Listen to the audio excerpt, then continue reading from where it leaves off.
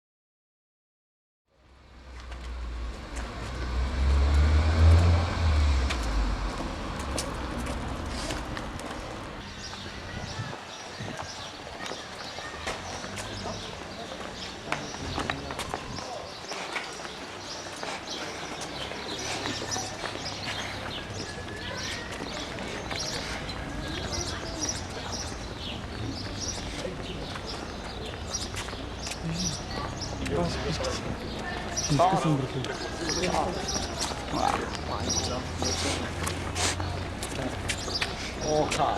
Konya var.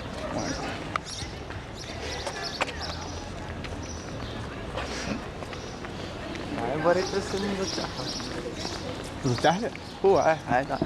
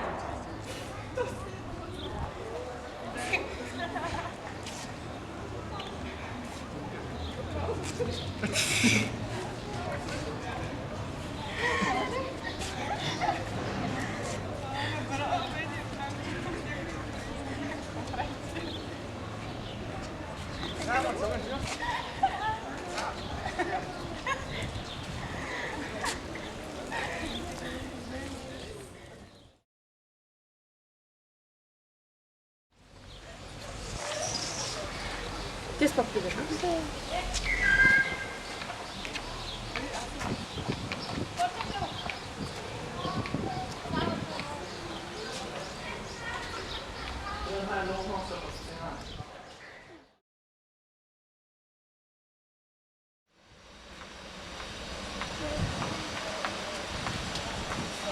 Аз имам малко работа надолу.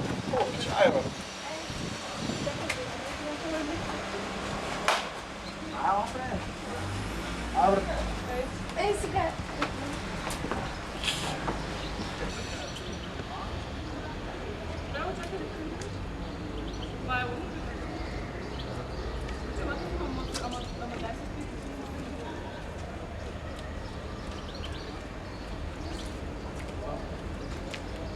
Доста.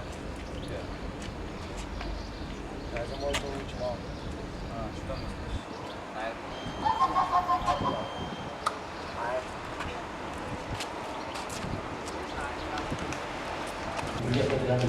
Добър ден, драги зрители! Вие сте с сутрешната емисия новини на канал Сливен. Аз съм Моник Нанеса.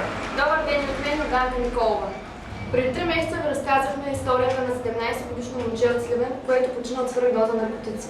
Вижда развитието по темата от Божидаря Георгиева. Добър ден от Сливен! Преди 3 месеца тук станахме свидетели на поредния трагичен случай. Младо момче почина от свръхдоза. Днес виновникът беше заловен от полицията. Това са майката и бащата на починалото момче. Според вас, справедливостта възтържествува ли? Няма справедливост за нашето дете. Дори да заловят убиеца, а те го заловиха, той няма как да се върне при нас. И изминалите 3 месеца са толкова тъжни за нас, колкото ще бъдат останалите години през живота им. Това е сестрата на момчето. Ти знаеш ли, че брат ти употребява наркотици? Не, даже не съм го предполагала. Но ако знаеш, че аз се опитам по някакъв начин да го спра, защото има милиони млади хора, които умират по този начин. Това беше от нас за днес. Дани? Ало, полицията ли? Да, какъв е проблем? Искам да докладвам за злоупотреба с наркотични вещества. Къде? Стамбулийска 14.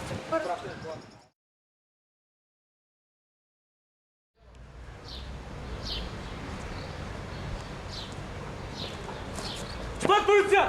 Куки!